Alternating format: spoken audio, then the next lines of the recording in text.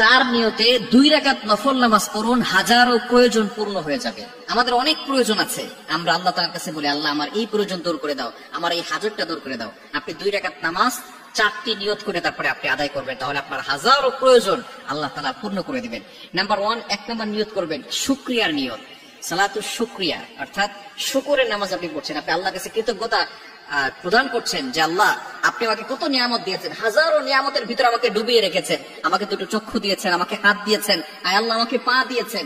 এই শুকরিয়া আদায় করার অর্থে আপনি আল্লাহর কাছে দোয়া করবেন, কারণ আল্লাহ তাআলা পবিত্র কোরআনুল কারীমের ভিতরে নিজে বলে দিয়েছেন, সূরা ইব্রাহিমের 7 নম্বর আয়াতে আল্লাহ পাক রব্বুল আলামিন জানিয়ে দিয়েছেন, ওয়া ইন তা'আদ্দানা রাব্বুকুম লা ইন শাকারতুম লা আযীদান্নাকুম ওয়া লা ইন কাফারতুম ইন্না আযাবি লাশাদীদ। যারা শুকরিয়া আদায় করে আমি আল্লাহ তাআলা আমার নিয়ামতকে বাড়িয়ে দেই, আর যারা শুকরিয়া আদায় করে না আমি আল্লাহ তাআলা তাদের নিয়ামতকে ছিনিয়ে নেই এবং তাদের জন্য রেখেছি ভয়ঙ্কর আযাব, ভয়ঙ্কর শাস্তি। 1 নম্বর হচ্ছে আপনি নামাজ পড়বেন 2 রাকাত, নিয়ত করবেন 4টা। 1 নম্বর হচ্ছে শুকরিয়া আদায়ের নামাজ।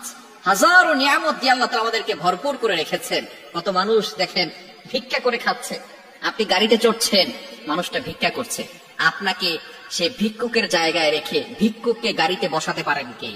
এজন্য আপনি কখনো অহংকার করবেন না, আপনি শুকরিয়া আদায় করবেন, যতটুকু পেয়েছেন শুকরিয়া আদায় করেন, বলেন আলহামদুলিল্লাহ আল্লাহ আমাকে যথেষ্ট দিয়েছেন। এই শুকরিয়া আদায় করতে হবে। 1 নাম্বার কি করতে হবে?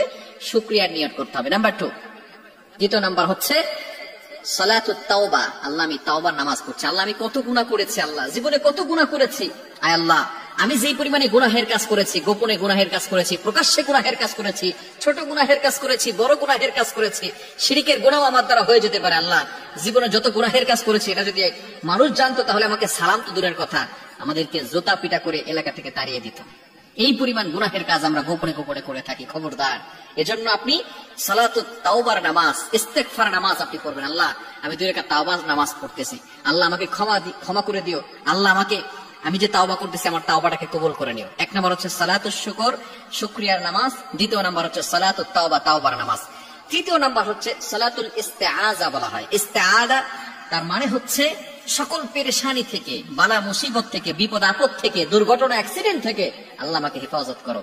আল্লাহ কত মানুষ দুর্ঘটনায় আছে, আল্লাহ আমি এখন সুস্থ আছি, এখন ভালো একটা জায়গায় বসে আছি, আল্লাহ কত মানুষ হাসপাতালের বেডে শুয়ে আছে, কত মানুষ ক্যান্সারের সাথে যুদ্ধ করতেছে, কত মানুষ বিপদে পড়ে আছে, কত মানুষ পেরেশানিতে আছে, কত মানুষ টেনশনে আছে, কত মানুষ ডিপ্রেশনে ভুগছে, আল্লাহ আমি তো আলহামদুলিল্লাহ ভালো আছি।